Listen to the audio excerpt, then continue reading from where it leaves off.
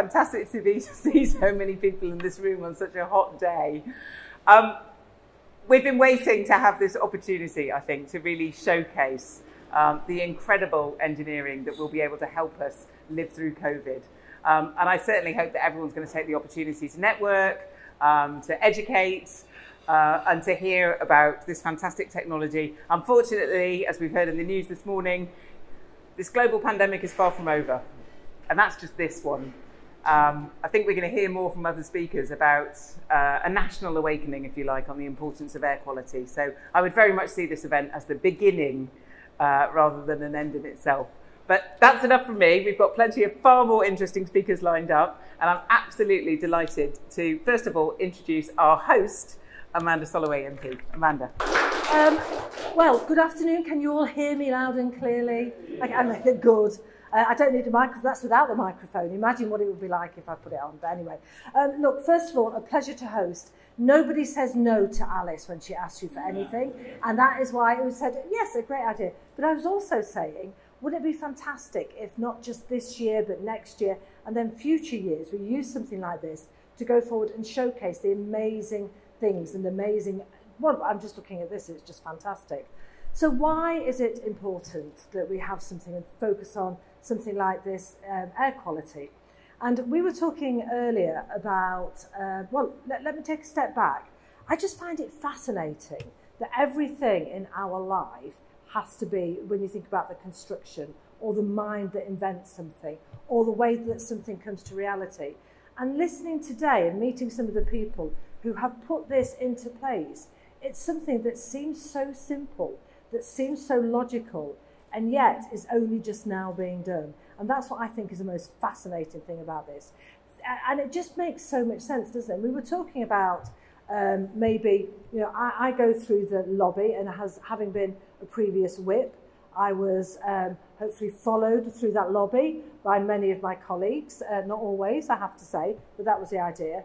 But imagine in that environment going through COVID, as an example, then we were very much in an unsafe environment potentially. And something as simple as this could probably combat that. We were also talking about the possibility of, I don't know if you can hear a bit of a croak in my voice, I'm suffering a little bit with asthma at the minute, a little bit with hay fever. And a lot of that is from things that in the environment. I'm thinking of this cat I have at home. And this cat's name's Ron, and he's not my cat, actually. He's my daughter's cat. And my daughter moved in with me, and she brought her cat, and I'm allergic to cats, and also her 2 dogs, 4 chickens, and a tortoise. But thankfully, I'm not allergic to the tortoise. But I'm just thinking that something like this would actually be so good, just to clean that air, just to take it through, and just make my life that little bit easier. And that's what I love about the concept of things like this, about the concept, I know that many of our members do, is that it's practical things that actually make lives so much better for people like me, and actually for all of us. And I was also thinking, look, we've got some amazing school kids here, lovely to see you guys, and I can never leave, you know, Alice, without talking about my granddaughter. And my granddaughter is the little love of my life, and she's like my little playmate, and she often comes out on visits with me. So she'll often come, she's only 2.5, and she'll come out on visits, and she claps brilliantly when we go on visits. But I was just thinking in the school environment, how important it is to keep young people safe. So it's not only young people keeping safe, but it's also in the work environment. And then in just the technology, the application of this is absolutely incredible. So my final words were just really, Alice, you know, I think you're amazing. I mean, really. But whoever invented this, who was the inventor of this? Who invented this brilliant machine? Do we know these? The concept of these machines? Sorry? A little bit there. But it's just the minds that sit behind all of this. So thank you to all of you being here today. And I'm going to hand over, who am I handing over to next? Back to you, Alice. Yeah, brilliant. Thank you so much for being here today. An absolute pleasure to host you all. And I will just go off. I wish this was a cooler air conditioning. Thank you so much, Amanda. And now it's my delight to introduce our second speaker, Professor Peter Guthrie. Peter is a Fellow of the Royal Academy of Engineering and chaired their recent work on COVID-19, including producing a number of reports which I think have had some very significant impact. So over to Peter. About just over a year ago, the government realised that the spread of COVID was at least partly caused by air transmission and droplet transmission from speech and people coughing and laughing and shouting and so on. And so the government asked the Chief Scientific Advisor what to do about this, and the Chief Scientific Advisor, Sir Patrick Vallance, came to the Royal Academy of Engineering and said, can you prepare a report on infection-resilient environments? In other words, how do we make it safer to be indoors with other people in the buildings that we all occupy? And you might think it shouldn't take over a year to come to a report, but we have now produced our report, and it's available, and there's copies of it at the summary here today. And essentially what we've uncovered is that ventilation is a very important part of being safe inside buildings, and yet it's an invisible part. We can't see air, we can touch and taste water, we can touch and taste surfaces in the building, but the air quality within a building is something that we have very little awareness of until it gets stuffy in a room or it gets too hot. And so we've uncovered, I think, the fact that there is not enough control and legislation and regulation surrounding either the ventilation control in new buildings or the standards that we should be adhering to in existing buildings. And in very fancy buildings like this, which is wonderfully elaborate, this building, very impressive, the ventilation's being controlled just fine. I'm not quite sure why we need these, because I'm sure it would be just fine without them, but on most days of the year. So in sophisticated buildings like this, ventilation is well managed. But in 95% of the buildings we occupy, the ventilation is probably not well enough managed and causes a risk to its occupants. And amongst those buildings are clubs and schools and theatres and public buildings, local authorities, swimming pools and so on, where ventilation needs more attention. And this report goes into a considerable amount of detail about what that should be, who should be involved, the setting of British standards, local government, national government, and the construction industry for new buildings. And so I'm going to ask my colleague who was instrumental in producing this report, Professor Noakes from Leeds University, to go into some more detail. And then we're going to hear from the really important speakers at St. Teresa's. So we tend to think about diseases as a medical problem, and the response to that disease is inevitably led by clinicians, microbiologists, or health professionals. But actually engineers are a really important part of it too, and often the underlooked part. If we think about the pandemic, go to the early days of it, some of the engineering role was really visible. You remember the rush to put ventilators into hospitals. We need to supply more oxygen into hospitals, and Mike, who's here somewhere, can tell you all about that story. And we constructed Nightingale hospitals, and luckily we didn't need them, but that was an amazing engineering feat done almost in a week. And then if we go a bit further through, we developed vaccines, we developed testing. Again, it's seen as very much a clinical, medical, biopharma space, but engineers are really important there because you can't do that without scaling up manufacturing, and you can't do it without the supply chain logistics to make those roll out. But then the bit we're talking about today is about managing transmission of disease. And again, this is a role that engineering plays a massive part in. And it's a role that I think we need to think about much more in the UK and the rest of the world for how we live with COVID, but not just COVID, all the other respiratory infections. How many people get coughs and colds every year? Yeah? All the children put their hands up. You all get coughs and colds, don't you? Yeah? And engineering can help. Yeah, it won't stop them all, help us have less of them.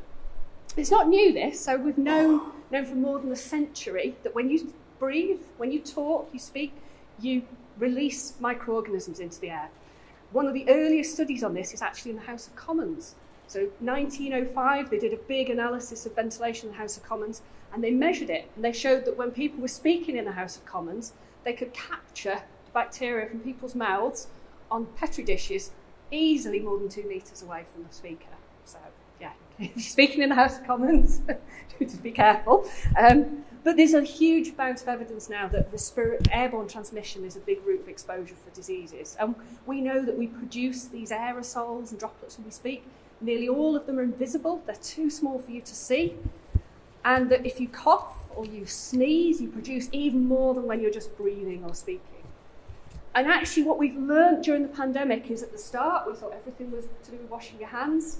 It's not true. Most of the transmission is because you breathe it in. It's inhalation. And when you're very close to somebody, you're much higher risk because you're breathing their breath directly.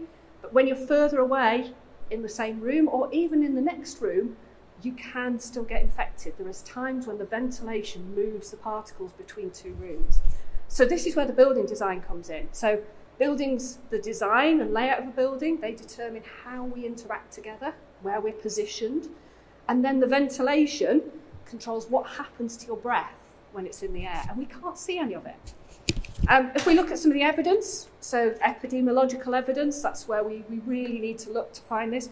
We can see that all the big, what we call super spreader events, they're nearly all associated with poorly ventilated buildings. But if you go before the pandemic, people did research studies on this, and they found that if you measure respiratory infection in places like nursing homes and schools and offices and army barracks, consistently better ventilation means lower disease. And it's quite a significant one. It's about 30 to 50% reduction in disease transmission. That's quite a big effect. The other thing we know is it costs us money. So even just that background level of having flu every year and colds and coughs, people take time off work, it's about £8 billion a year. In a pandemic, that cost rises to £23 billion a year. These are massive costs. And those are really just the direct costs. We actually see, at the moment, we can see we've got disruption, financial impact and social impact. We're disrupting to education. How many of you have had time off school past year or two? Yeah? Yeah, we've all had time off. People have had their holidays disrupted, our transport systems don't work properly, and hospitals, sadly, are at breaking point. So there's a big, big societal cost here. Thinking about ventilation more broadly, there's a much bigger raft of evidence as well that if you've got good ventilation, good indoor air quality, you get better sleep, you get better productivity and performance, you get better test scores in school if you've got better ventilation. So there you go, that's another plus point for you.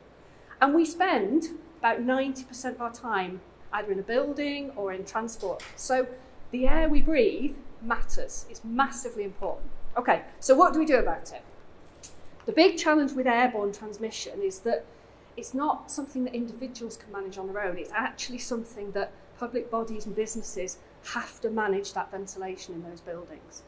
So we need to then think about assessing ventilation in buildings. We need to look at maintaining things, making sure the windows open properly, making sure the ventilation systems work, and then identifying where the ventilation isn't sufficient and take some action.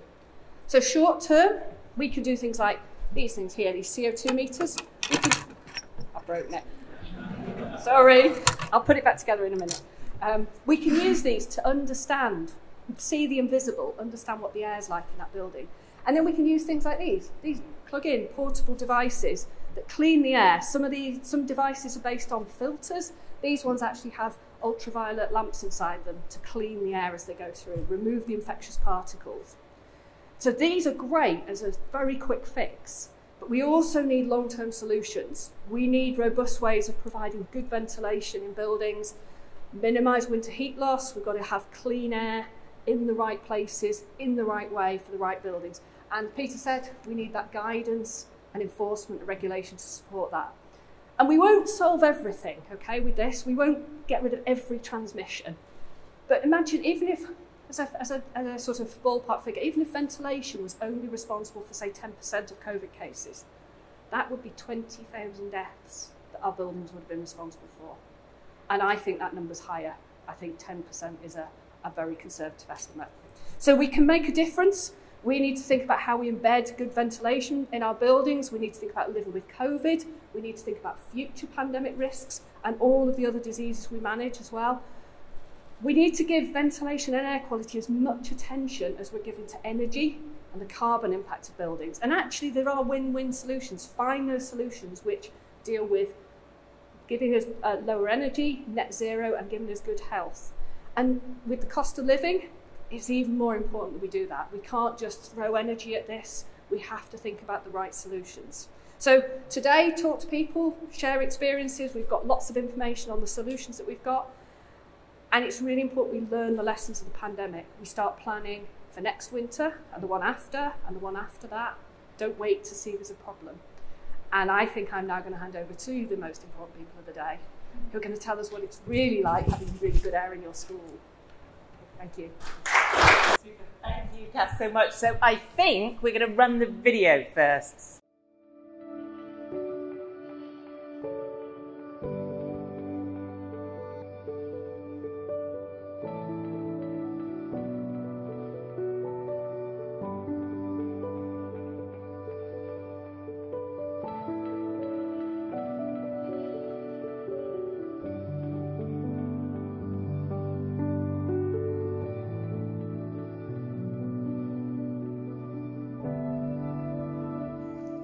Welcome to our school, St. Teresa's Primary School in Morden.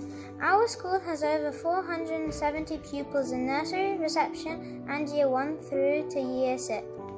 We are very pleased to be involved in this project sponsored by Innovate UK. This image shows computer modelling of the wind blowing from the southwesterly direction. During the pandemic, the Department for Education asked us to open all our windows and doors to allow fresh air in. Most of our classrooms filled with fresh air from outside. It is cold in the winter, but we have the heating on and wear our coats to keep us warm. Depending on the wind direction, some classrooms don't get direct fresh air from outside, but receive stale air from other classrooms through the corridors. One way to avoid stale air from spreading infection is to use air cleaners. We have installed air cleaners in every classroom to help us and our teachers remain healthy and safe. Thank you to our school leadership team and governors for buying these air cleaners and looking after our well-being. It's been fun reading and recording the carbon dioxide, the BBC weather forecasted wind speed and direction every day. Thank you to DFE for sending the sensors to our school. It is interesting to learn the link between high CO2 and tiredness, and leads us to open windows. It's great to watch the reading go down after we open the windows and doors. When it rains, snows or hails, or to conserve energy, we need to close some doors and windows. In the summer months, we hope these air cleaners will also help hay fever and asthma sufferers. We ask our government to focus on energy conservation and air quality, not just in our schools, but to safeguard all our futures. Thank you. So maybe you guys can help us out. So I've got a few questions, is that okay? And if you don't want to answer them, that's okay too. Yeah, so don't feel under pressure. So my first question is, why do you think air quality in your school is important? Unstable water can cause sicknesses like COVID-19 that we don't want in our school and in our homes. Does having good ventilation and clean air in your classroom help you learn, do you think? Yes, it helps us and it makes us more awakened, while in this stale and dirty air it makes us more tired and sleepy. So here's an interesting one. Is there anything that you've learnt that you could do at home to help make sure your house has good ventilation? I think it's best to open windows, and once it was a very heaty day, so we had to close all our windows in our week, and it was one of the highest recordings we had ever had in our area. That must have been really interesting for you guys to see that change, because it's as Kath said, you don't know otherwise, do you? You can't taste it, you can't see it. Wow. Can you think of anywhere else where you think the air sanitisers would be useful? I think that people in museums or crowded spaces, and especially hospitals, need them because, people need to breathe fresh air, and if people in hospitals, if they it's so convinced they can't get better, they'll just get more ill. Very well said, and I think there's quite a few people in this room that would agree absolutely with you. What was your favourite bit about helping with this experiment? Well, my favourite bit was when the CO2 levels rise up, so I could see, so I could learn about it. So if there's like many people in the room, there are, so the CO2 goes up, and then after at break time it goes down, it drops that so much. Very, very well done, and I hope you all have fantastic engineering careers ahead of you. I just wanted to say a few words of thanks and acknowledgement, really. Firstly, a thanks to Amanda for sponsoring. It's a real privilege to be here, and on behalf of the institution to really highlight all the excellent work that's gone on in this area over the last couple of years. There's been such a tremendous focus on this to be able to deliver against the vision that the institution has, which is to improve the world through engineering. And I think this is a really tangible area that we can lock into and say this really delivers against that. So I think this is an excellent example of us working together as an institution, but with other bodies as well, to deliver a product that really is such a fundamental improvement to the way that we need to live our lives going forward with COVID. COVID is not going to go away easily, and we need to learn to live with it, but we need to learn to live with it in a safe way and in a manageable way. I do really want to thank also Kath and Peter for their very, very wise words, and also a sort of a hint in terms of the efforts that have gone in for us to understand the physics and the engineering behind this, and actually to then deliver a product and a solution that really is so effective in terms of us being able to get on with our lives and live in a safer world. So I do want to now close. Thank you all for attending. It's been a real pleasure to have you here today, and I do wish you a very good evening, and thanks for coming.